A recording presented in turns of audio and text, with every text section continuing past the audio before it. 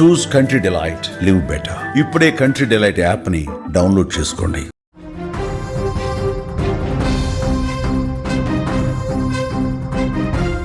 Breaking news చూస్తున్నాం. రాముని జన్మస్థలంపై మరోసారి చర్చ జరుగుతోంది.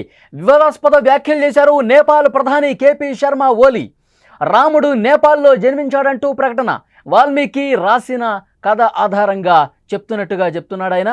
శివుడు విశ్వామిత్రుడు కూడా నేపాల్లోనే జన్మించారని కామెంట్ చేశారు. గతంలో కూడా ఇలాంటి వ్యాఖ్యలే చేశారు నేపాల్ ప్రధాని వ్యాఖ్యలపై తీవ్ర వ్యతిరేకత వస్తోంది. శ్రీరాముడి జన్మస్థలంపై నేపాల్ ప్రధాని కేపీ శర్మ ఓలీ వివాదాస్పద కామెంట్స్కు సంబంధించిన వార్త మనం చూస్తున్నాం. రాముడి జన్మస్థలంపై మళ్లీ చర్చను లేవనెత్తాడు ఆయన. రాముడు నేపాల్లోనే జన్మించాడంటూ చెప్తున్నాడు. రామ జన్మస్థలంపై ఎవరైనా వేరే కథలను అసలు ఏ విధంగా క్రియేట్ చేస్తారంటూ ఆయన మండిపడుతున్నాడు. రాముడు పుట్టిన స్థలం నేపాల్లోనే ఉందని, అది ఇప్పటికీ అక్కడే ఉందని చెప్తున్నాడు. దీన్ని తాము అంతగా ప్రచారం చేయలేకపోతున్నాము, ఇక నుంచైనా దీన్ని ఇక్కడ ఉన్నటువంటి దేశ ప్రజలకి చెప్పాలంటూ ప్రచారం చేయాలంటూ చెప్తున్నాడు. వాల్మీకి రాసిన అసలైన రామాయణం ఆధారంగానే తాను ఈ మాట చెప్తున్నానంటూ అంటున్నారు. అంతేకాదు శివుడు విశ్వామిత్రుడు కూడా తమ దేశంలోనే జన్మించారని, ఇది తాను సొంతంగా చెప్తుంది కాదని వాల్మీకి రాసిన అసలైన రామాయణంలో ఉందని చెప్తున్నారు. వాల్మీకి రామాయణంలో విశ్వామిత్రుడు చతారా నుండి వచ్చాడని, రాముడు కోశీ నదిని దాటి పశ్చిమానికి వెళ్ళిన తర్వాత అతను లక్ష్మణుడికి బోధించాడని తెలిపారు. ఇతిహాసాల్లో ప్రస్తావించిన ప్రదేశాలు ఇప్పుడు తమ దేశంలోని సున్సారీ జిల్లాలోనే ఉన్నాయని ఓలీ స్పష్టం చేశారు. ఈ విషయం ప్రచారం చేయడానికి దేశ ప్రజలు ఏమాత్రం సంకోచించవద్దని పిలుపునిచ్చారు. నేపాల్ ప్రధాని చేసిన ఈ కామెంట్స్ మరోసారి రాముడి జన్మస్థలంపై చర్చకు దారితీశాయి. కేపీ శర్మ ఓలీ ఈ తరహా కామెంట్స్ చేయడం ఇదేం కొత్త కాదు. గతంలో కూడా ఇలాంటి చాలానే చేశాడు. వివాదాస్పద వ్యాఖ్యలు చేసిన సందర్భాలు ఉన్నాయి.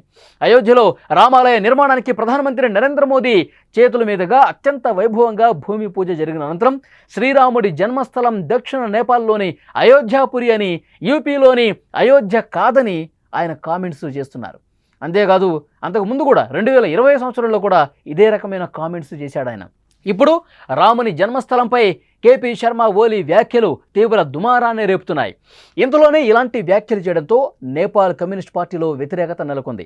మరోవైపు రాముడి జన్మస్థలంపై ఓలీ ప్రచారాన్ని జానకి ఆలయ పూజారులు సహా నేపాల్కు చెందిన మత నేతలు కూడా ఖండిస్తూ ఉన్నారు. కేపీ శర్మ ఓలీ ఏవైతే కామెంట్స్ చేశారో ఈ కామెంట్ల పట్ల ఆ దేశంలో ఉన్నటువంటి భక్తులు కూడా తీవ్రంగా మండిపడుతున్నారంటే, ఈ కేపీ శర్మ ఓలీ అక్కడి నేపాల్ ప్రధాని మనసులో ఎంత విషాన్ని నింపుకొని మన దేశంలో ఆల్రెడీ అయోధ్యలో రామ మందిర నిర్మాణం జరిగింది. రాముడు అయోధ్యలోనే పుట్టాడని చెప్పి చాలా అద్భుతంగా నిర్మాణం కూడా జరిగి ఇక్కడ అందరూ కూడా రామభక్తులు ఎప్పటి నుంచో కళ అయోధ్యలో రామ మందిర నిర్మాణం జరిగింది. భక్తులంతా చాలా సంతోషంగా ఉన్నారు. అంటే నేపాల్లో రాముడి జన్మస్థలం ఉంది, ఇన్ని రోజులు మనం ప్రచారం చేసుకోలేకపోయాం.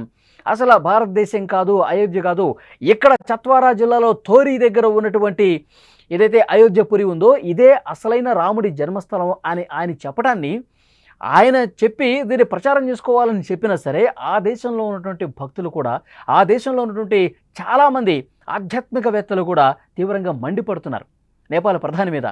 ఇలాంటి ఇష్టారితన మీకు నోటికి ఏదొస్తే అది. గతంలో కూడా 2020 సంవత్సరంలో ఇలాంటి కామెంట్లు చేశాడు ఆయన దేవుళ్ళకు సంబంధించి. ఇప్పుడు రాముడితోనే సరిపెట్లా శివుడు, విశ్వామిత్రుడు, ఇంకా ఆయన వదిలేస్తే వెంకటేశ్వర స్వామి, ఇక దేవతలు అందరూ కూడా నేపాల్ వాళ్ళే అని చెప్పేస్తాడు ఆయన. ఎందుకంటే ఆయన ఒక రకంగా ఓటు బ్యాంకు రాజకీయాల కోసం ఆయన తప్పిస్తున్నట్టుగా చాలామంది అభిప్రాయం వ్యక్తం చేస్తున్నారు. ఎందుకంటే నేపాల్లో కూడా హిందువులు మెజారిటీ ఉంటారు. సో హిందూ దేశం నేపాల్ కూడా, అక్కడ ఉన్నటువంటి హిందువుల ఓటు బ్యాంకును ఈ విధంగా వాళ్ళు ఒక రాజకీయం చేసి, మతపరమైనటువంటి రాజకీయాలు చేసి అక్కడ ఆయన తన పదవిని, తన సీట్ను సుస్థిరం చేసుకునే ప్లాన్లో భాగంగా ఇలాంటివి మళ్ళీ తెర మీదకి తీసుకొస్తున్నాడా?